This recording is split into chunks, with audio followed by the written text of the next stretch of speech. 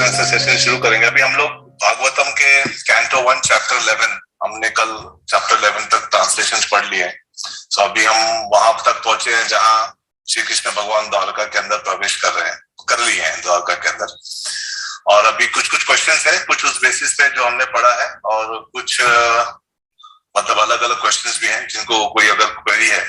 तो पहला क्वेश्चन है, मनीषा पूछना है तुमको पहला क्वेश्चन? जी मेरा क्वेश्चन ये था, इससे वो टॉपिक से तो रिलेटेड नहीं है फिलहाल, लेकिन मेरा क्वेश्चन ये था कि हम लोग पढ़ते हैं कि हम कृष्णा की भक्ति इसीलिए करते हैं क्योंकि हम फ्रूट में पानी डालते हैं तो सारे जो ट्विग्स है, जो ब्रांचेज है, सबको नरिशमेंट मिलता है। तो लेकिन जो एग्जाम्पल दिया जाता है जैसे कि प्रहलाद महाराज का, हिरण्यकशिपु तो उनसे हैप्पी नहीं थे, इवन तो वो इतना अच्छा भक्ति कर रहे थे तो वो भी उनसे हैप्पी नहीं थे। जब हरिदास ठाकुर अपनी भक्ति कर रहे थे तो बाकी बहुत लोग उनसे नफरत भी कर रहे थे या उनसे एनवियस फील कर रहे थे। तो ऐसा क्यों हुआ? क्योंकि जब भक्ति में जब रूट में पानी डाल रहे हैं तो सबको खुश होना चाहिए ना। तो फिर ऐसा क्यों हुआ कि कुछ लोग मतलब ऐसे वियर्ड बिहेव कर रहे थे? तो प्रभु जी मेरा ये क्वेश्चन था। शास्त्रों में ऐसे समझाया गया है कि भगवान जो है ना, सारे सृष्टि और जो भी क्रिएशन है उसके मूल है, रूट है। तो भगवान की सेवा करने में ही आनंद है या भगवान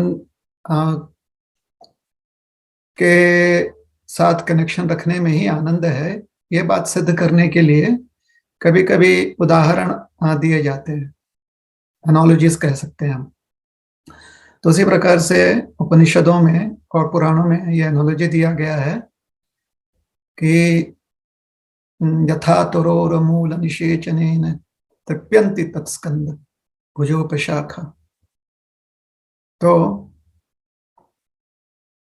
मूल में, जड़ में अगर आप पानी डालेंगे तो जो शाखा है और पत्तियां हैं वो सब अब संतुष्ट हो जाती हैं, और जहां पर संतोष होता है वहीं पर सुख की संभावना भी होती है और आनंद की संभावना भी होती है। तो ये जो एक सत्य है उसे कोई ठुकरा नहीं सकता, है ना। अब सोचिए कि मूल में व्यक्ति पानी डाल रहा है, लेकिन किसी प्रकार से कोई बाधा आ जाती है, किसी एक शाखा में या किसी एक पत्ती में एक बाधा आ जाती है कि वहां तक वो ऊर्जा पहुंच नहीं रही है। तो उसमें ना तो उसका कारण जो है, अगर उन तक ऊर्जा नहीं पहुंच रही है, उन तक वो तृप्ति नहीं पहुंच रही है, तो उसमें ना तो जड़ का कोई उसका कोई दोष है, और ना ही जड़ में पानी डालने की प्रक्रिया का कोई दोष है। तो बाधा कहां पर है? बाधा है पत्तियों का जो पत्तियों की जो अवस्था है, या जो शाखाएं, जो स्कंद हैं, स्कंद जिसे कहते हैं शाखा, तो धड़, क्षमा कीजिएगा, धड़, स्टेम जिसे कहते हैं या ट्रंक जिसे कहते हैं, तो वहां पर कहीं कुछ रुकावट है।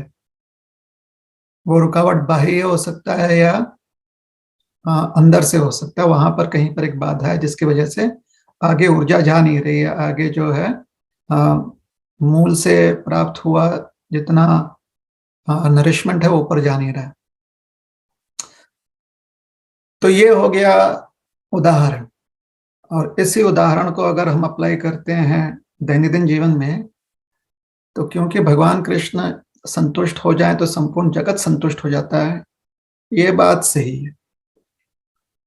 यस्मिन् तुष्टे जगत तुष्टः, शास्त्र में ऐसे कहा गया है। किंतु क्योंकि हर जीव, हर व्यक्ति, हर प्रजाति जो है ना, उसका भगवान के साथ एक वैयक्तिक संबंध होता है, एक वैयक्तिक कनेक्शन होता है। ये कनेक्शन जो है इंटरकनेक्टेड वे में हो सकता है या डायरेक्ट कनेक्शन हो सकता है। मतलब जैसे कि तो स्कंद है जो वृक्ष का ट्रंक है, वो डायरेक्टली मूल से कनेक्टेड हो सकता है, लेकिन शाखा जो है उसे स्कंध के माध्यम से, उसे जो है धड़ के माध्यम से आना पड़ेगा ना शाखा को।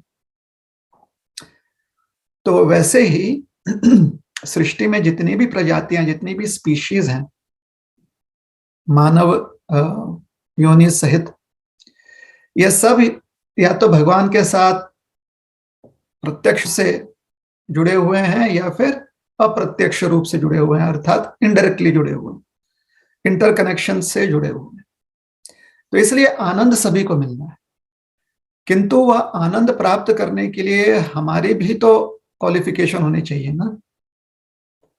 अभी बारिश गिर रहा है तो जहां जहां पानी इकट्ठा हो सकता है इकट्ठा होगा, लेकिन अगर पानी इकट्ठा होने के लिए या जमने के लिए परिस्थिति प्रतिकूल है, फेवरेबल नहीं है, अनफेवरेबल है, तो पानी वहां पर इकट्ठा नहीं होगा ना। जैसे कहा जाता है कि नल में से पानी आ सकता है, लेकिन अगर आपका मटका उल्टा आपने रख दिया है तो फिर पानी जो है छलक जाएगा, उसमें मटके में भरेगा नहीं। तो प्रत्येक जीव के पास उसका एक फ्री विल होता है, उसकी एक स्वतंत्रता होती है उसके पास कि वो किस चीज को स्वीकारना चाहता है, किस चीज को ठुकराना चाहता है।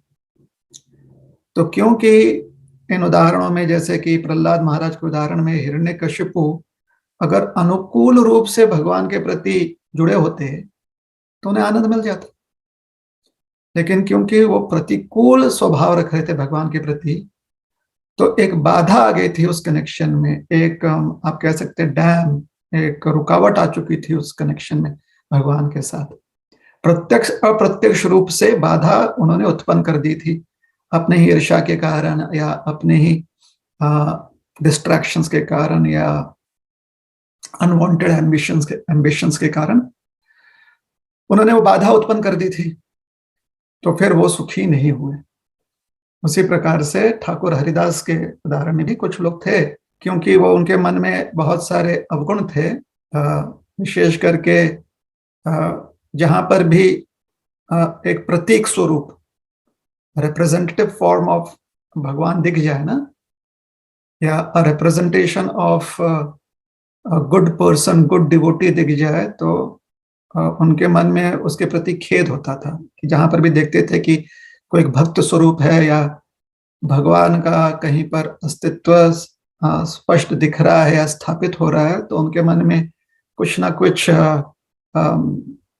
जो है विपरीत भावना उत्पन्न हो जाती थी ऐसे लोगों के मन में, इसलिए वो संतुष्ट नहीं होते थे। अन्यथा अगर आपका मन जो है अनुकूल रूप से भगवान से कनेक्टेड है, प्रत्यक्ष या प्रत्यक्ष रूप में अनुकूल भाव में, अनुकूल भाव का अर्थ दो प्रकार से हो सकता है। एक कि आप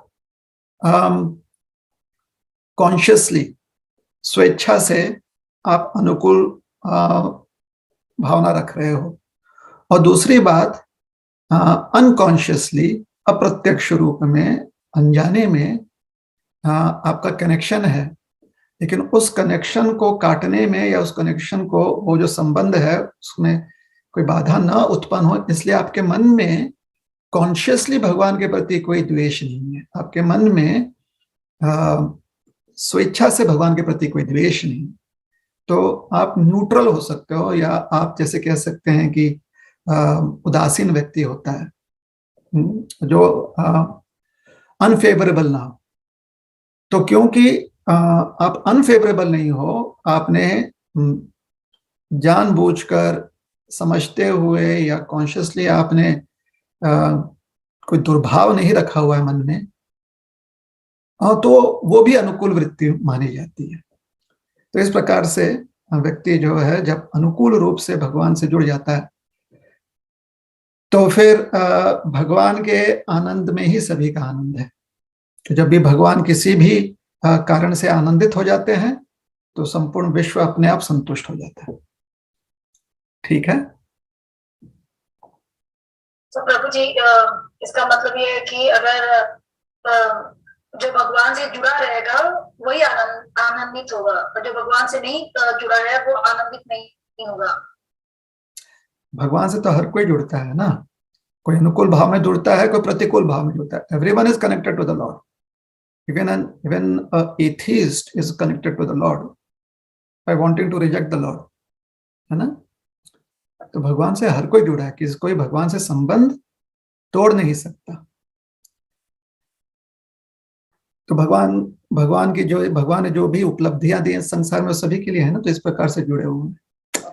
अगर हम अपने जीवन में कोई ऐसी बाधा उत्पन्न न कर ले जिससे कि भगवान के प्रति हमारा अनुकूल भाव बदल जाए, तो फिर हम सुखी रहेंगे। ठीक है। तो अगर हम अपने स्वेच्छा से भगवान से संबंध तोड़ना चाहते हैं, संबंध टूटेगा तो नहीं, लेकिन यह जो विचार है ना, यह ऐसी जो भावना है, वो रुकावट बन जाती है हमारे आनंद में या हमारी तृप्ति में। ठीक है। ओके प्रभु जी, thank you. Hare Krishna. Hare Krishna. Thank you प्रभु। सज्जन, आपको अपना प्रश्न पूछना है वर्ण के बारे में। हरे कृष्ण सज्जन।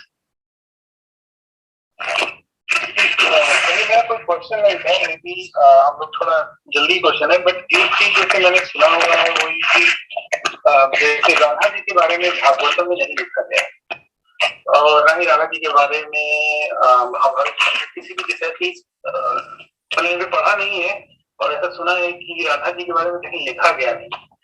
तो फिर हम लोगों को अगर राधा जी के बारे में पढ़ना है तो वो जानकारी हम लोग कहाँ से ले सकते हैं?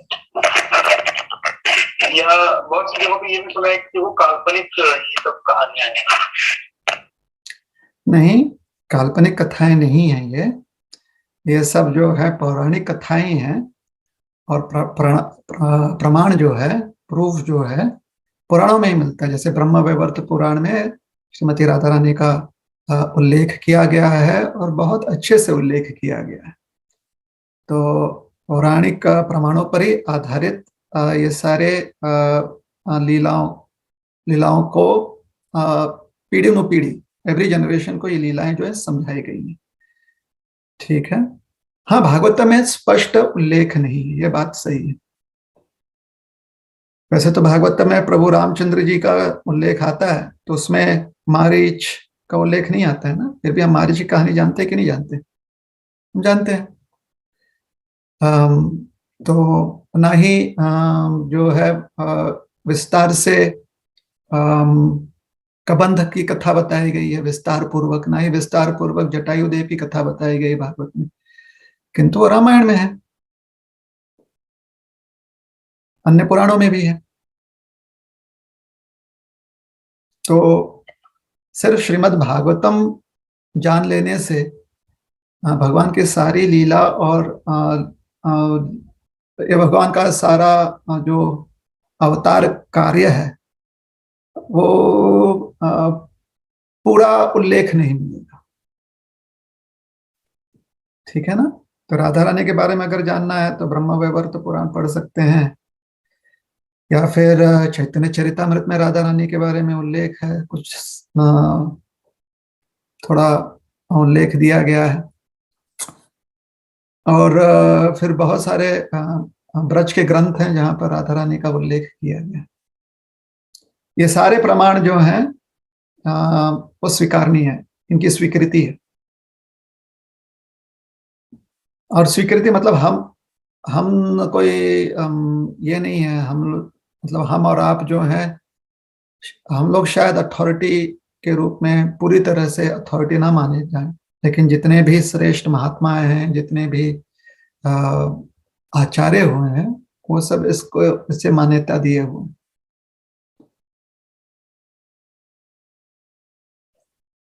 थैंक यू प्रभु जी। हरे कृष्ण। हरे कृष्ण। प्रभु जी, अगला सवाल मनी, हरे कृष्ण मनी, आप हो, आप पूछेंगे अगला सवाल। आपको पूछना था कला के बारे में, भगवान श्री कृष्ण और राम के। हरे कृष्णा।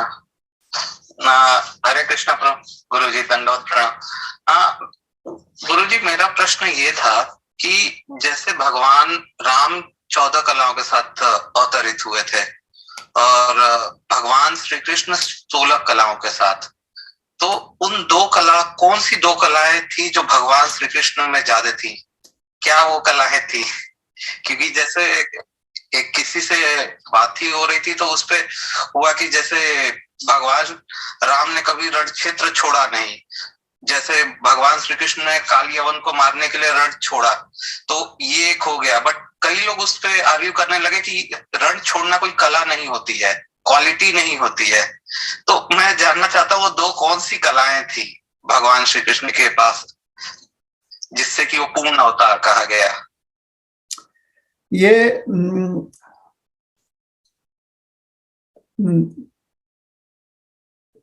मतलब काफी ये धारणा जो है प्रचलित है कि भगवान पूर्ण अवतार हैं, कृष्ण पूर्ण अवतार हैं, क्योंकि 16 कलाएं पूरी तरह से उन्होंने प्रदर्शित की, और प्रभु रामचंद्र जी जो है मर्यादा पुरुषोत्तम हैं और उन्होंने 12 कलाएं प्रदर्शित की। और फिर कुछ लोग बोलते हैं 14 कला जो है 14 कलाओं का उन्होंने प्रदर्शन किया। आपको शायद आपने पढ़ा होगा, सुना होगा कि कहीं पर उल्लेख ये भी आता है कि 12 कलाएं। तो इसका जो प्रमाण है कि कहीं पर शास्त्र में, तो वो स्पष्ट नहीं है कि शास्त्र में कहीं पर इसे ऐसे प्रमाणित किया गया है। किंतु भगवान कृष्ण और भगवान राम जी जो है जब अवतरित हुए और लीला उन्होंने व्यक्त की, तो उस पर बहुत विमर्शन किया गया, बहुत उसका एनालिसिस किया गया। और जब भी और ये एनालिसिस, इस प्रकार से विमर्शन करना, एनालिसिस करना जो है या विश्लेषण करना, ये सही माना है कि इसमें कोई गलती नहीं है। ऐसे एनालिसिस, ऐसे विश्लेषण या ऐसे विमर्शन जो है तब कुतर्की बन जाते हैं, कुतर्क हो जाते हैं, या वो गलत हो जाते हैं अगर आप जो मुख्य आपका सिद्धांत है, प्रिंसिपल है, उसे त्याग दो। तो तर्क करना, ये जो वैदिक संस्कृति है उसमें उसे मान्यता दी गई है। तो उस दृष्टिकोण से बहुत सारे तार्किक दृष्टिकोण दिए गए हैं, बहुत सारे इस प्रकार से विश्लेषण कहिए या विमर्शन कहिए वो प्रस्तुत किए गए हैं। तो इन 16 कलाओं को लेकर अलग अलग समय पर जो जो स्कूल ऑफ थॉट है, मतलब जो जो पंथ हैं, उन्होंने उसे व्यक्त किया हुआ है। इसका आधार क्या है? इसका आधार है चंद्रमा और चंद्रमा की कलाएं। इसके आधार पर, क्योंकि चंद्रमा जो है वो काव्य में, और ये जो कलाओं की बात होती है, अक्सर काव्य, नाट्य काव्य, ऐसे जितने भी उसे दर्शन कहें, काव्य दर्शन हो या नाट्य दर्शन हो या नाट्य संस्कृति या काव्य संस्कृति जो है, इसमें आप ऐसा वर्णन अक्सर पाएंगे कि भगवान कृष्ण के पास 16 कलाएं थी। जहां पर भी तात्विक दर्शन होता है, जो तत्व दर्शन शास्त्र होते हैं, उसमें कहीं पर स्पष्ट हमें तो दिखाई नहीं दिया है। जो तत्व दर्शन शास्त्र होते हैं, जैसे कि वेदांत सूत्र हो या उपनिषद हो, उसमें नहीं। लेकिन जो भी काव्य ग्रंथ हैं, पोइट्री जिसे कहते हैं, उसमें दिख जाता है ये। तो क्यों? क्योंकि काव्य में चंद्र का बहुत ही विशेष स्थान है। वैसे भी तत्व दर्शन के हिसाब से चंद्रमा का और हमारे मन का बहुत निकट संबंध है। ऐसे माना जाता है कि मन के देवता हैं वो चंद्रमा। तो जो पौराणिक या जो चंद्रमा का जो इतिहास है, उसमें हम जानते हैं कि चंद्रमा के किन्हीं जो हैं, जो सोमदेव हैं, उनके किन्हीं कृत्यों की वजह से, किन्हीं कर्मों की वजह से उनकी जो कांति है वो घटती है और बढ़ती है, और ये पाक्षिक होता है, फोर्टनाइटली। तो उस हिसाब से एक समय ऐसा आता है पक्ष में, फोर्टनाइट में, कि पूरी तरह से चंद्रमा लुप्त हो जाते हैं और उनकी कांति, उनका प्रकाश भी लुप्त हो जाते हैं पूरी तरह से, जैसे हम लोग अमावस्या कहते हैं। और फिर वही 15 दिन के बाद, अमावस्या से 16वां दिन, अमावस्या अगर पहला दिन है तो फिर 16वां दिन जो है वो पूर्ण चंद्र के रूप में प्रकट होते हैं। तो हर दिन का जो उनकी जो कांति है या उनका जो स्वरूप है उसे कला माना गया है। तो इसको काव्यात्मक रूप से भगवान पूर्ण जो अवतार कृष्ण माने गए हैं उनके साथ जोड़ा गया है और फिर विमर्शन किया गया है। तो कृष्ण लीला और राम लीला में भगवान जब अपने ऐश्वर्य का प्रदर्शन करते हैं, मतलब अर्थात अपने भगवत्व का प्रदर्शन करते हैं, भगवान होने का जो उनकी स्वस्थिति है, जब उसको व्यक्त करते हैं तो रामलीला में एक मर्यादा होती है। मर्यादा का अर्थ होता है कि भगवान अपने गुणों को मर्यादा के कारण पूरी तरह से व्यक्त नहीं करते या व्यक्त बिल्कुल भी नहीं करते हैं, ऐसे समझा गया है। तो भगवान रामचंद्र में कोई कमी नहीं है, खाली जब वो अवतरित हुए तो जब वो अवतार कार्य कर रहे थे यहाँ पर, उनका जो अवतार जीवन था यहाँ पर या उनकी जो लीला थी, तो उसमें उन्होंने किन्हीं व्यवहारों को व्यक्त नहीं किया। तो एक जो व्यवहार यह हम खाली जो हमारे कुछ तार्किक लोग हो गए हैं, उन्होंने जिस प्रकार से प्रस्तुत किया और हमें लगा कि ठीक है, ये जो बात है ये तत्व के हिसाब से भी सही है, तत्व अर्थात जो हमारे सिद्धांत है उसके हिसाब से सही है। तो एक जो भगवान रामचंद्र जी ने पूरी तरह से व्यक्त नहीं किया या उसे मर्यादा में ही रहकर व्यक्त किया है, मर्यादा में रहकर व्यक्त नहीं किया है, और कृष्ण ने उसे बड़े ही अनायास, मतलब ऑर्गेनिकली उसे व्यक्त कर दिया है, वह है कि अपने शक्ति का प्रदर्शन। जो भगवान की एक अवस्था होती है कि पूर्ण शक्तिमान है, रामलीला में भगवान ने और हमारे लिए बहुत ही ये कह सकते हैं कि हमें प्रेरणा देती है कि भगवान हमेशा अपने भक्तों की सेवा के माध्यम से भगवान अपनी क्रिया करते थे। ये वाल्मीकि रामायण की बात है। जब भी भगवान अपने ऐश्वर्य को व्यक्त करते हैं, चाहे वो ताड़का को मारने गए तो विश्वामित्र जी ने उन्हें बहुत कुछ प्रदान किया, बल दिया, ज्ञान दिया, इत्यादि दिया। ये पहली बार है श्री रामायण में प्रभु जब प्रकट हुए अयोध्या में जनक महाराज के यहाँ पर, तो बाल लीला उनकी बड़ी सुंदर है और उसकी व्याख्या भी तुलसीदास जी ने बहुत अच्छे से किया हुआ है। वाल्मीकि रामायण में कम उसके बारे उसका उल्लेख किया गया बाल लीला का।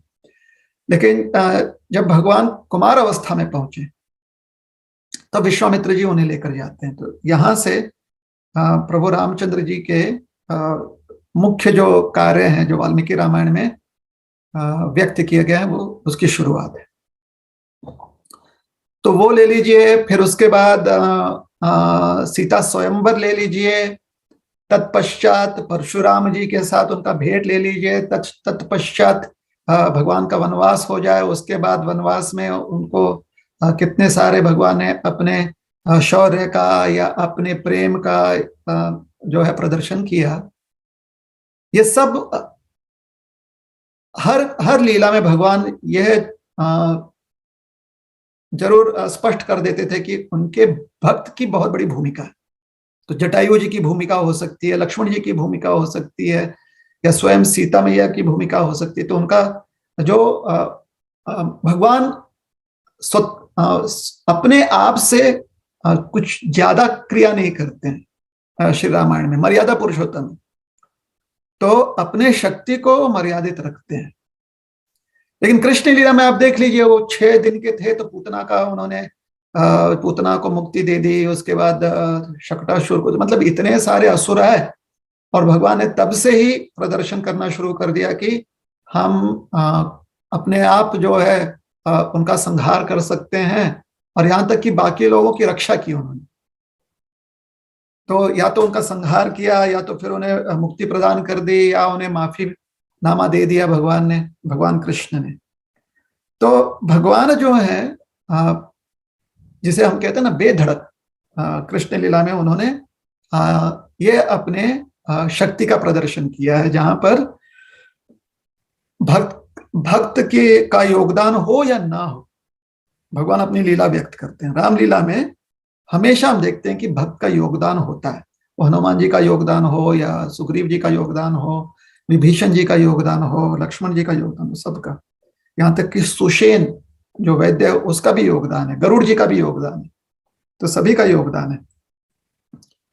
कृष्ण लीला में जब भगवान बालक थे तो वहां पर तो भगवान अपने आप सब कुछ प्रदर्शन कर रहे हैं। तो ये जो लीला प्रदर्शनी है, ये अंतर थोड़ा दिखाई पड़ता है। तो ये कला जो है प्रभु रामचंद्र जी ने उसे मर्यादित रखा। इसलिए कहा जाता है कि एक भक्त को प्रभु रामचंद्र जी के जीवनी से सीखना चाहिए। ये भक्त नहीं, सामान्य जन समुदाय को सीखना चाहिए, और भगवान कृष्ण की पूजा सेवा करनी चाहिए। रामचंद्र जी की भी सेवा करनी, ऐसा नहीं कि उनकी सेवा नहीं, उनकी सेवा करनी चाहिए। सीखने को एक कैसे व्यवहार में सत बुद्धि या सत व्यवहार रखना चाहिए, ये प्रभु रामचंद्र जी के जीवन से सीखने को मिलता है। ठीक है, मिलजुल कर या किसी और के योगदान के साथ कार्य संभव होता है, ये सीखने को मिलता है। और कृष्ण लीला में तो भाई वो स्पष्ट स्वयं स्वतंत्र है। तो ये एक बात समझ में आती है, तो इसको हम कला के रूप में समझ सकते हैं कि भगवान जो है इस प्रकार से स्वतंत्र, अधिक रूप से अपनी स्वतंत्रता व्यक्त करते हैं कृष्ण लीला में। दूसरी चीज जो दिखती है कृष्ण लीला में, भगवान कृष्ण के चरित्र में, और प्रभु रामचंद्र जी जो है उसे मर्यादा के कारण या तो प्रदर्शित नहीं करते, मर्यादित रूप में प्रदर्शित करते, मतलब देखते समझते हुए देश काल पात्र कहां पर है, कैसे है, वह है अपने भगवत्व का प्रदर्शन करना। भगवान कृष्ण ने अपने भगवत्व का प्रदर्शन स्पष्ट किया है। पहले बाल्य लीला में जब यशोदा मैया को अपने मुंह में सारा ब्रह्मांड दिखाया और समझा दिया कि सब चीज का स्रोत मैं हूं, सब कुछ मेरे उदर में, मेरे पेट में समाया हुआ है। तो मुख दर्शन किया, मुंह के भीतर झांका, देखा, माता यशोदा ने तो अचानक उन्हें दिखाई दी। ऐसी कोई भी प्रदर्शनी रामलीला में दिखाई नहीं देती है। हाँ, रामलीला में प्रभु ने समुद्रदेव के ऊपर जो है, जब समुद्रदेव मार्ग नहीं दे रहे थे तो वहां पर उन्होंने अपना भगवत प्रदर्शन किया, और समुद्रदेव समझ गए कि भाई ये तो हमारे ही स्वामी है। समुद्रदेव को समझ में आ गई ये बात।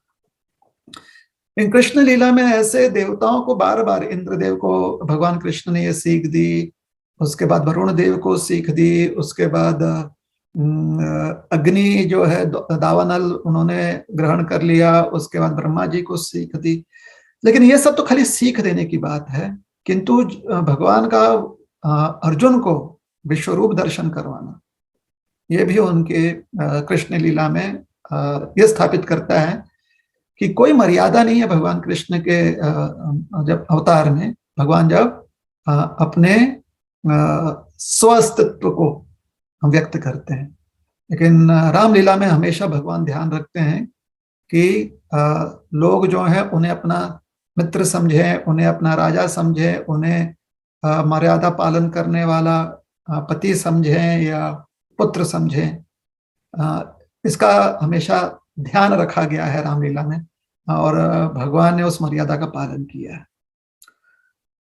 तो पहले कला क्या है ये समझना जरूरी है, और इसके ऊपर ज्यादा जोर, मतलब इतना भी ये सब जो है ना, जैसे कभी कभी कुछ डायलॉग फेमस हो जाते हैं, जैसे बॉलीवुड में कुछ डायलॉग फेमस हो जाते हैं कि मेरा दिमाग कुछ खराब हो जाता है तो मैं अपनी भी नहीं सुनता। इसमें कोई अर्थ नहीं है, लेकिन ऐसा कुछ डायलॉग है बॉलीवुड का, फालतू सा भी 5-6 साल पहले, कि मैं अपनी भी नहीं सुनता, तो फिर किसकी सुनोगे भाई? अपनी भी नहीं। और जो व्यक्ति अपनी भी नहीं सुनता तो वो तो बिल्कुल पागल व्यक्ति। लेकिन फेमस हो गया डायलॉग, और लोगों को लगता है कि ये बहुत वीरता की घोषणा कर रहा है। तो वैसे ही जो सात्विक व्यवहार हैं, जहाँ पर पूजा पाठ ये सब किया जाता है, तो उस समाज में ये डायलॉग फेमस हो चुका है कि भगवान कृष्ण पूर्ण अवतार हैं, 16 कलाओं का प्रदर्शन किया, और प्रभु रामचंद्र जी जो हैं वो 14 कलाओं की प्रदर्शनी करते हैं, वो मर्यादा पुरुषोत्तम। तो ये इस प्रकार से प्रसिद्ध हो गया है। ठीक है। हरे कृष्णा कृष्णा कृष्णा हरे हरे, हरे राम राम राम हरे हरे।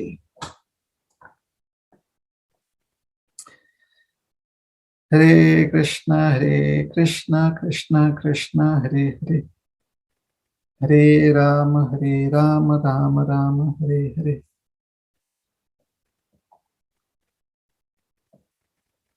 हरे कृष्णा कृष्णा कृष्णा हरे हरे, हरे Ram Ram Ram Hare Hare.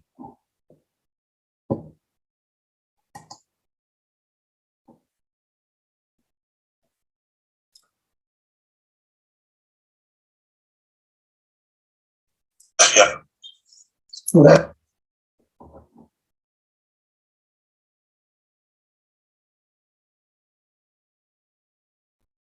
let me do that.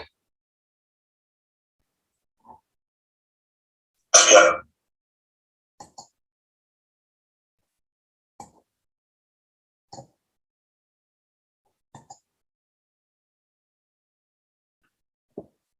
Hare Krishna Krishna Krishna Hare Recording Hare, in progress. हरे राम राम राम हरे हरे। कृष्ण प्रभु जी। हाँ, वो फिर से सेम इश्यू। हरे कृष्णा हरे कृष्णा हरे कृष्णा।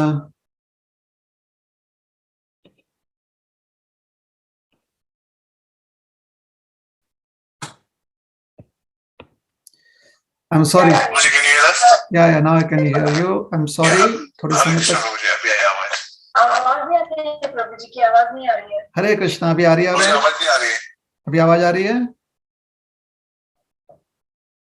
हरे कृष्णा हरे कृष्णा हरे कृष्णा। हरे कृष्णा। आवाज आ रही है अभी? हाँ प्रभु जी, आई आवाज आई अभी। Sorry. Again, my phone kind of gave up on me. I'm back. Okay. So, yeah, Prabhu ji, I think आप वहाँ कट हो गए जहाँ आप बता रहे थे कि लोग अलग-अलग बोलते हैं, और आपने दो चीज के बारे में बताया, भगवान के डिफरेंसेस, शक्ति और ये भगवत प्रदर्शन का। हाँ, तो वही कह रहे थे हम कि ये जो है somehow ये चीज जो है बिना ठोस अंडरस्टैंडिंग के समझ के ये खाली फेमस हो गए। और हमने ये भी बताया कि ये कहाँ पर ऐसी धारणाएं जो है प्रचलित कैसे हुई। तो ये काव्य के दृष्टिकोण से, इसको हम कहते हैं ना पोएटिक, एक पोएटिक एक्सप्रेशन है ये। ठीक है, इज दैट ऑल राइट? ठीक है, थैंक यू प्रभु जी। जी गुरु जी, धन्यवाद। हरे कृष्ण। बहुत अच्छा प्रश्न था मनी जी की तरफ से प्रभु जी, आपने हमें देना बहुत अच्छा लगा सुन के, जाने मैं भी क्यूरियस था इसका आंसर जानने के लिए। थैंक यू सो मच प्रभु जी। सो प्रभु जी, अगला सवाल है कि भीष्मदेव, लाइक भीष्मदेव को सेठ सैया मिला उनको, एंड में इतना कष्ट उनको क्यों सहना पड़ा? ऐसा क्या कर्म किया था कि उनको बाड़ों की सैया मिली?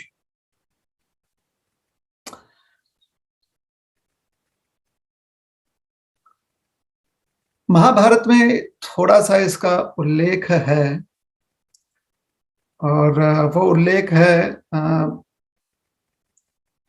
वसु नामक देवताओं का,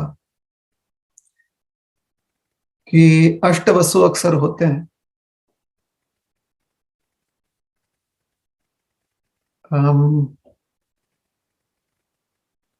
तो ये जो है या 7 वसु मान लीजिए, क्योंकि गंगा जी ने भी थोड़ा सा धुंधला धुंधला हो गया हमारा। भीष्मदेव 7वें थे ना कि 8वें थे? गंगा पुत्र 8वें। हाँ 8वें, तो अष्टवसु हैं। तो उनके पूर्व 7 जो है गंगा जी ने उन्हें मुक्ति दे दी, और फिर भीष्मदेव जो हैं उन्हें यहाँ पर समय बिताना पड़ा। तो उसका कारण था कि वहां पर उन्होंने जब वो वसु स्वरूप में थे तो इन अष्टवसुओं को श्राप मिला था, और उनमें से ये जो 8वें वसु थे, अभी उनका नाम याद नहीं आ रहा हमें, उनका नाम दिया गया महाभारत में, जो 8वें वसु थे, उनको विशेष रूप से यह श्राप मिला था कि उन्हें बहुत कष्ट की अनुभूति होगी। तो और कष्ट में ही उनका जीवन निकलेगा, और अंत भी उनका बड़ा कष्टदायी होगा। वरदान उन्हें यह प्राप्त है कि इच्छा मृत्यु है उनके पिता द्वारा। पिता सोच रहे थे कि वरदान दे रहे हैं, उस समय लोगों को भी लगा कि अच्छा वरदान है, बाद में उनके लिए वही थोड़ा बहुत श्राप के समान हो गया। तो महाभारत के अनुसार ये जो इस भूतल पर एक मानवीय योनि में, मानव योनि में जो उन्हें आना पड़ा, वसु को, देवता को, वो श्राप के कारण था। और उसके बाद उन्हें बानशैया पर जो लेटना पड़ा, उसका कारण था उनकी इच्छा मृत्यु। ऐसे महाभारत में स्पष्ट नहीं, हमें याद नहीं आ रहा है, शायद हमने ऐसा हो सकता है कि हम थोड़ा बहुत भूल भी गए होंगे, लेकिन हमें नहीं याद आ रहा है कि महाभारत में कहीं स्पष्ट बताया गया कि उन्होंने यह गलती की थी, उस गलती के कारण उन्हें बानशैया पर लेटना पड़ा। ऐसे कुछ स्पष्ट उल्लेख नहीं है। ठीक है, प्रभु जी, थैंक यू। ऐसा भी सुना है प्रभु जी कि भीष्मदेव किसी सांप को अपने बाणों से उठा के जब फेंके, रास्ते में से आता है तो कांटे में फंस गए थे, इसके लिए वो कर्म मिला। तो ऐसा कहीं रेफरेंस तो पता नहीं मुझे, बट ऐसा सुना हुआ है महाभारत। वो हमने भी, इसलिए जब तक उसका प्रमाण हमने ना तो ढूंढा है और ना ही उसका प्रमाण हमें कहीं से मिला हुआ, इसलिए वो कथा जो है वो हम बताते नहीं है। बहुत सारे ऐसे कथाएं हैं जिससे सीख मिलती है कि इसके कारण से वैसे मिलते हैं। ये सब हमारे संस्कृति में हमें दिया गया, पीढ़ी न पीढ़ी समझाया गया। उनमें से कुछ के प्रमाण शायद अब उपलब्ध नहीं है, उस समय होंगे शायद। इसलिए मैं नहीं कह रहा हूँ कि ये कथा, ये जो ये दिया गया है ना, रीजन, कारण दिया गया, वो गलत है, ये नहीं कह रहे हैं, किंतु अभी हमारे पास, हमें तो प्रमाण मिला नहीं, तो इसलिए उसको प्रमाणित करते नहीं। ठीक है प्रभु जी, थैंक यू प्रभु। और दूसरा सवाल ये था कि जब हम पढ़ रहे थे कैंटो 1 चैप्टर 10 श्लोका नंबर 18 में पढ़ रहे थे, तो वहां बताया गया जब भगवान श्री कृष्ण रथ पर बैठ के द्वारका के लिए निकलते हैं तो उद्धव जी और सत्यकी का नाम मेंशन किया है, जो कि उनको चामर से फैन कर रही हैं। तो सत्यकी के बारे में प्रभु सुना नहीं था, तो जानना था कि सत्यकी कौन है। सत्यकी का और एक नाम भी है शायद, युधान भी करके उनका नाम है। सत्यकी भगवान कृष्ण के परिवारजन है, उनके शायद भतीजे हैं, ऐसा कुछ तो है, और यदुवंशी हैं सत्यकी। और रेफरेंस जो है, अगर चाहे तो मैं अगली बार दूंगा, एग्जैक्टली भागवत में उसका रेफरेंस मिला हुआ है, सत्यकी का जो यदुकुल में उनका कनेक्शन किया भगवान कृष्ण के साथ, और वो भगवान कृष्ण के शिष्य है। सत्यकी साथ ही साथ दारुक जिस प्रकार से भगवान कृष्ण के सारथी हैं, वैसे सात्यकी भी भगवान कृष्ण के सारथी हैं। और कहा जाता है कि देखिए, भगवान कृष्ण स्वयं भी सारथी बने, क्योंकि उन्हें कला आती थी, सारथी कला। तो जो सारथी कला भगवान कृष्ण को आती थी, उनके जैसे ही हुई, उनकी बराबरी की जो सारथी कला है वो सात्यकी के पास थी। और यहां तक कि महाभारत में जब युद्ध होता है तो ऐसा प्रतीत होता है कि सात्यकी बहुत बड़े पराक्रमी थे। कुछ लोगों ने उसे उनका कंपैरिजन करने का कोशिश किया अर्जुन जी के साथ, और दिखने में यह आता है कि अर्जुन जी से भी श्रेष्ठ थे वो, ऐसे कुछ लोगों ने किया, लेकिन उसका प्रमाण सिर्फ इस कंपैरिजन के अलावा और कुछ नहीं मिलता है। तो परम योद्धा थे, भगवान कृष्ण के परिवार से थे, यदुवंशी थे, अर्थात यदुकुल के थे, और उनके मतलब शायद भतीजे ऐसा कुछ थे, भांजे या भतीजा, ऐसा भतीजा ही शायद। बहुत अच्छे सारथी थे, बहुत ज्ञानी भी थे। ऐसा माना जाता है कि उद्धव जी के जितना ज्ञानी वो थे सात्विकी जी। और रणनीति जो राजनीति, ये ज्ञान जो है सात्विकी के पास उतना ही था जितना कि भगवान कृष्ण, क्योंकि भगवान कृष्ण के डायरेक्ट वो शिष्य हैं। ठीक है, ठीक है प्रभु जी, थैंक यू। मुझे अगला सवाल ये है कि फाल्गु वैराग्य के बारे में जानना था कि फाल्गु वैराग्य क्या है। फल्गु है, फाल्गु नहीं है। हाँ फाल्गु, लेकिन वो क्या है, अंग्रेजी में हम पढ़ते हैं तो PH फाल्गु कर देते हैं। संस्कृत शब्द है फल्गु। फल्गु का मतलब होता है कि दोगलापन, मतलब दो, जिसे कहते हैं ना कि थोड़ा सा डुप्लिसिटस, उसे कहते हैं फल्गु। तो फल्गु एक नदी का नाम है। पहले उस नदी का नाम कुछ और था, जो गया से बहती है। उन्हें श्राप मिला कि वो बहेंगी, लेकिन उनके पात्र में जल किसी को दिखाई नहीं देगा। तो ऐसा लगेगा कि वो सूखी है हमेशा, खास करके गया के पास, जो गया क्षेत्र है ना, उस क्षेत्र में।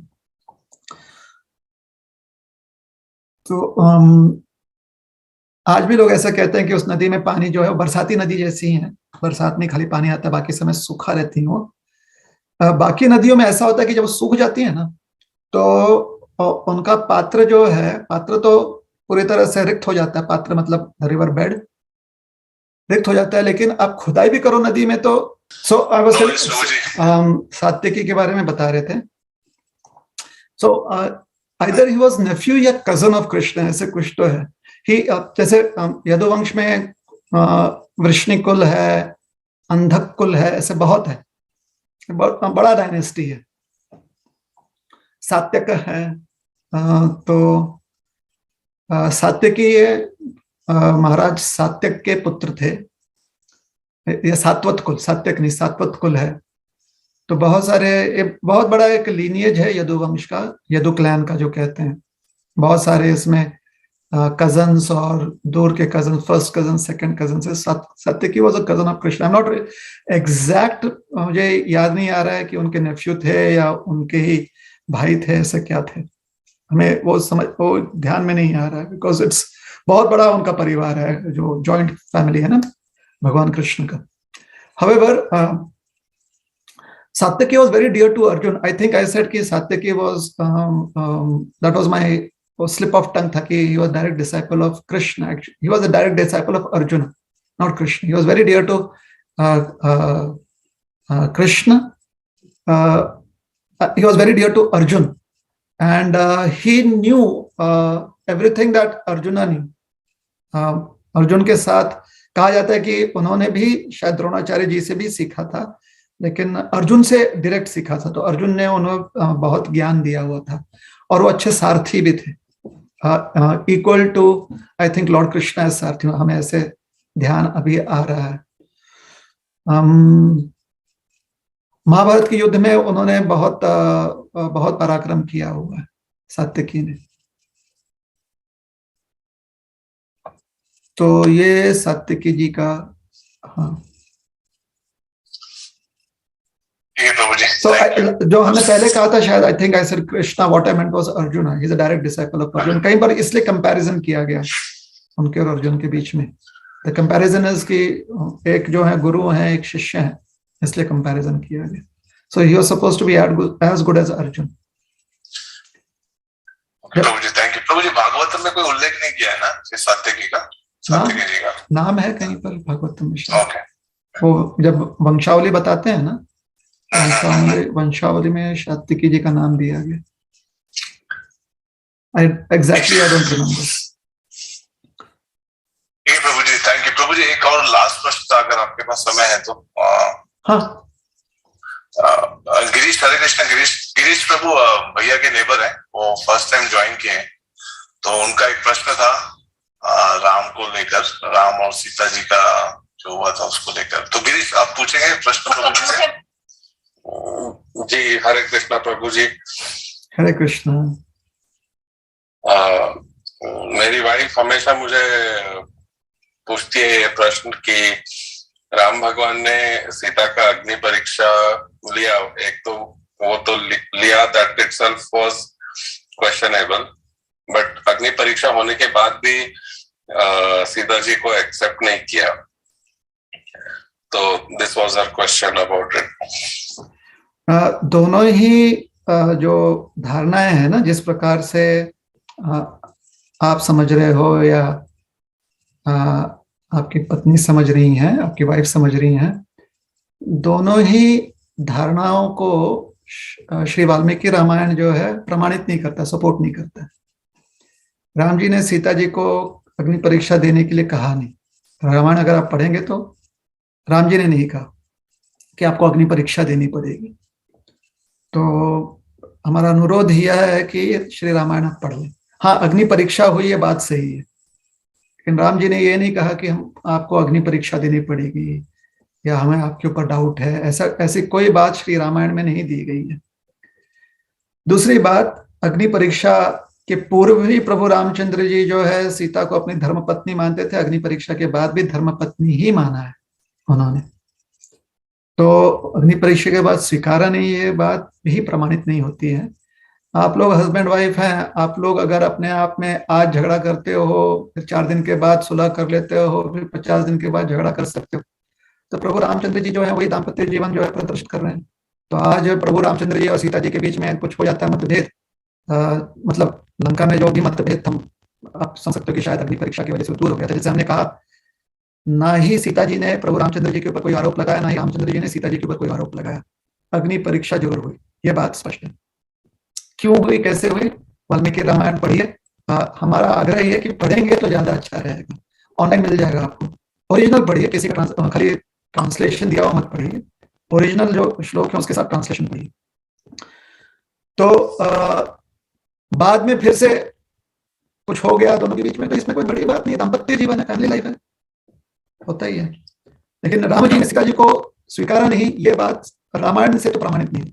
बिल्कुल हमेशा से धर्मपत्नी स्वीकारा है, और जब तक उनकी लीला भगवान प्रदर्शित कर रहे थे तब तक उन्होंने वह जो पर्सपेक्टिव है, वो उनकी धारणा जो है, वो जो उनका भगवान जो मानते थे, जो उनकी माना थी, वो भगवान ने वही चीज जो है हमेशा से दिखाई थी।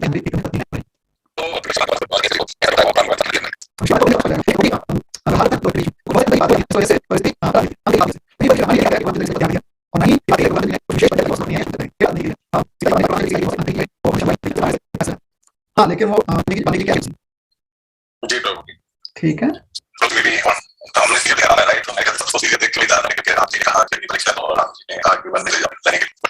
देखिए, काव्य के रूप में जब किसी चीज को प्रस्तुत करें, काव्य पोइट्री जिसे कहते हैं, जब आप भी कभी पोयम लिखते हो किसी के लिए, जैसे कभी कभी लोग लिखते हैं ना कि आप इतने दयालु हो कि आपकी दया के सामने सारे समुद्र जो हैं वो सूख भी जाएं, फिर भी आपकी दया का वर्णन नहीं कर पाएंगे, ऐसे कुछ काव्य के रूप में व्यक्ति लिख देता है।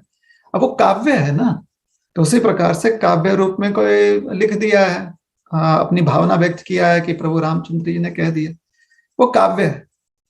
जिसे आप कहते हो ना, क्या कहते हैं, लिटरेरी लाइसेंस दिया जाता होता है ना, कि आप अपनी बात किसी रूप में व्यक्त कर सको। रामायण में यह बात ऐसे नहीं कही गई है। श्री रामायण में परिस्थिति ऐसी थी कि सीता जी ने कहा कि लक्ष्मण ले आओ और हम जो है चढ़ेंगे ऊपर चिता पर। रामायण में से कहीं नहीं कहा गया है। अगर कहा गया है तो कोई हमें दिखा दे, और फिर हम उस बात को उस समय उस पर चर्चा करेंगे कि अगर कहा गया है तो। वाल्मीकि रामायण ओरिजिनल संस्कृत शायद पढ़ने ना है, कोई बात नहीं, लेकिन संस्कृत श्लोक का ट्रांसलेशन, ऐसा ना हो कि कभी कभी ट्रांसलेशन खाली हम लेते हैं और फिर ढूंढने जाते हैं कि किस श्लोक का ट्रांसलेशन, पता चले कि श्लोक ही नहीं है वैसा कुछ। इसलिए हम कह रहे हैं कि श्लोक और ट्रांसलेशन दोनों होना चाहिए। प्रभु जी, रामायण में इसका भी जिक्र किया हुआ है क्या कि मतलब अयोध्या वासियों ने राम जी पे इल्जाम लगाया कि अग्नि परीक्षा देने के लिए राम जी ने कहा, ऐसा कुछ भी नहीं कहा है रामायण में? देखिए, रामचरितमानस जो है वो काव्य कविता है, प्राकृत भाषा में वो कविता है। तुलसीदास जी अपनी कविता व्यक्त कर रहे हैं। अब पोइट्री में अगर कोई बोल देता है कि हाँ भाई आप तो चंद्र से भी ज्यादा सुंदर हो क्योंकि चंद्र में दाग है, आप में दाग नहीं है, आपका जो चेहरा है या आपका चरित्र जो एकदम साफ है, लेकिन चंद्र का चरित्र जो है उसमें कुछ ना कुछ दाग है। अभी कविता है ना, वही चीज से खाली चंद्रमा जो है गुणी व्यक्ति नहीं बन गए हैं ना, चंद्रमा के गुण जो है वो अपरंपार है, सेलेस्टियल बॉडी है, द मून। तो कविता में व्यक्ति ये कहता है कि भाई कभी कभी आपकी यादें आती हैं तो, या माँ की याद आती है तो हमें पर आ जाते हैं और हम उड़ना चाहते हैं, या हमें ऐसा लगता है कि पर आ जाए, हम उड़कर वहां पर आ जाए। कभी तक ऐसी भावनाएं व्यक्ति व्यक्त कर सकता है। कहने की बात यह है कि बहुत याद आ रही है, यह तात्पर्य नहीं कि हमें पंख क्यों नहीं है या पंख मिल सकते हैं, क्या ऐसा तात्पर्य नहीं है उसका। तो रामचरितमानस जो है वो कविता है। किस प्रकार से तुलसीदास जी ने व्यक्त किया हुआ है उसे समझना जरूरी है। थैंक यू प्रभु जी। एक और आखिरी प्रश्न है मेरा। हाँ। जैसे भगवान शिव ने गणेश का सर ये कर दिया था अपने त्रिशूल से, इसके बारे में बहुत लोग पूछते हैं, मुझे इतना अच्छे से बताने नहीं आता है। आपके विचार सुनने चाहिए। बात यह है कि भगवान शंकर ने जो कार्य किया उसके बाद उनकी क्षमता ये थी कि उन्होंने फिर से उस पर्सनालिटी को पुनः उन्होंने कार्यस्थ किया, फिर से उसे एक्टिव बनाया, वो बात है। तो इस बात पर चर्चा ध्यान नहीं देना चाहिए हमें कि अरे ये काम कैसे हो गया। जैसे अभी 2 दिन पहले अगर आपने देखा होगा न्यूज में कि एक व्यक्ति का हार्ट ट्रांसप्लांट किया गया और उसे एक जेनेटिकली मॉडिफाइड पिग का हार्ट दिया गया है ना, पढ़ा ना आपने। अब ये नहीं सोचना चाहिए कि अरे बाप रे उसको एक पिग का हार्ट कैसे दे दिया, सुअर का हृदय दे दिया, मतलब ये कैसे बात है। नहीं, बात यह है कि वो व्यक्ति जो है उसे कुछ ऐसा प्राप्त हुआ है जिसके वजह से उसका जीवन काल जो उसका अवधि काल है वो बढ़ चुका है, लाइफ स्पैन बढ़ चुका है उसका। उसी प्रकार से महादेव जी के पास ये क्षमता थी कि वह उस व्यक्ति को एक नया जीवन दे सकते थे। अब उसके लिए उनका सर कट गया, फिर वो जो है जमीन पर तो गिर गए। These are all details. हम इसको तुच्छ नहीं करना चाहिए। I don't want to sweep this, मतलब इसको मतलब ऐसे व्यक्त नहीं करना चाहते हैं कि इस कार्य को देखा कर दें। हम ये कह रहे हैं कि वो डिटेल है। जैसे सर्जरी में कभी कभी किसी का हाथ काट दिया जाता है कि अब वो फिर उसे एक प्रोस्थेटिक हाथ बंद हो गया और उससे उसे की हर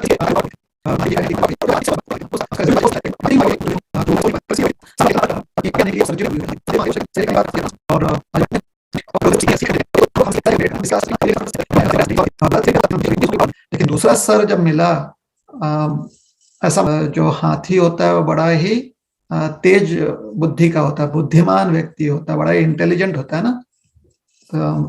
इंटेलिजेंस ऑफ द एलिफेंट, उसको बहुत मान्यता दी गई है। तो अब जब सर मिला उन्हें हाथी का, तो देखते हैं कि बड़े ही विद्वान हो गए गणेश जी, काफी विद्वान हो गए वो, है ना। तो उसको उस एक उदाहरण के रूप में, it can also be considered to be an allegorical story, also considered to be, it is not, but it can be considered to be an allegory. It is a true story क्योंकि इतिहास है वो। ठीक है। Excellent, very well said. Thank you so much. You're welcome. Thank you प्रभु, I think हम लोग यही रुके हैं। And thank you so much प्रभु, आपका टाइम देने के लिए और सभी प्रश्नों का उत्तर देने के लिए। काफी हेल्पफुल हो रहा है प्रभु। आप सिंसिनाटी में आए तो जैसे काफी नए लोग जुड़े, नितेंद्र जैसे आप मिल चुके वो भी कॉल पे हैं, गिरीश भैया के नेबर है वो भी कॉल पे हैं, और फिर शिकागो में आप गए तो वहां भी आपने अपना प्रभाव छोड़ा, तो मनी, नीतू वगैरह, अर्चिता, ये सब भी कॉल पे आते हैं, नियमित रूप से कॉल पे आते हैं, हर वीक भागवतम साथ में पढ़ते हैं हमारे साथ, तो सबका भी साथ मिलता है, तो भागवतम रीडिंग हो रहा है, अच्छा हो रहा है। और अभी इंडिया से भी प्रभु कुछ लोग ज्वाइन कर रहे हैं, मतलब हमारी फैमिली मेंबर ही है, मनीषा की बड़ी सिस्टर है कविता, वो भी ज्वाइन की है, और मनीषा के कजन सिस्टर है अंजू दीदी, वो भी ज्वाइन किए हैं, और मनीषा की भाभी हैं रेखा भाभी करके, वो भी ज्वाइन किए हैं। तो 3 लोग वहाँ इंडिया से भी ज्वाइन किए, उन्होंने वो भी सुनते हैं आपकी, तब आपको सुनना चाह रहे थे, और भागवतम भी ज्वाइन करना शुरू किया है। तो यही है कि प्रभु जैसे आपने यहाँ सब में आके सिंसिनाटी, शिकागो में सब आपसे काफी प्रभावित हुए, तो मैं चाहूंगा जब भी आप इंडिया जाएं तो डेफिनेटली एक बार मुंबई में अगर आप राधा गोविंद टेम्पल में जा रहे हैं तो एक बार जरूर इनके घर जाके इनको विजिट कीजिए प्रभु जी। ठीक है, बिल्कुल ध्यान में रखेंगे। और कुछ अगली बार में बेटा ये जो कुछ लीनिएज रिलेटेड क्वेश्चंस होते हैं, कुछ पर्सनालिटी के बारे में ना क्वेश्चंस होते हैं, if I can get them 2 days in advance, तो it will be very helpful, थोड़ा रिसर्च करने में हेल्पफुल हो जाता है हमें। या प्रभु मुझे बोला गया था, मनी ने कहा था, मनी ने बल्कि मुझे क्वेश्चंस भेज भी दिए थे, लेकिन मैं फिर काम के सिलसिले में लेट हो गया, और मैं आपको आज सुबह या कल भेजा, राइट शायद, तो हाँ, आई विल ट्राई टू प्रभु, I will try, you know, like it would be good because there so much of data ना, तो एनसाइक्लोपीडिया तो भगवान ने हम लोग को बनाया नहीं है। सो आई फील थोड़ा सा कि I am not justifying the answers properly. Sure प्रभु, I will take that on me, मेरी तरफ से थोड़ी 2 दिन पहले पोस्ट कर दो if it has come to you, and अगर डायरेक्ट कोई मुझसे पूछ रहा है तो इफ आई हैव नॉट मुझे रेफरेंसेस याद नहीं है, तो I would want to take that up the next session. Okay, definitely I will keep but we'll find answers to all, या तो हमें याद रहेगा या फिर references, I will do some research and come back. Yes प्रभु, thank you so much प्रभु। और आंसर्स जो भी मतलब जैसे रेफरेंसेस के थ्रू होता है, तो I think people will convince more, you know, like, so that is okay Prabhu. Thank you for your time Prabhu, and let's say thanks Roni Prabhu by saying Hari Bol 3 times. Hari Bol, Hari Bol, Hari Bol. Vanchatam Padu Vesta Kripa Sindhu Bhyo Patitanam Pavanebhyo Vaishnavyo Namo Namo. Ananta Koti Vaishnavinda ki jai, Shri Prabhupada ki jai, His Grace Prabhu ki jai. Hare Krishna. Hare Krishna Prabhu, thank you so much. Hare Krishna. Hare Krishna Prabhu, thank you so much.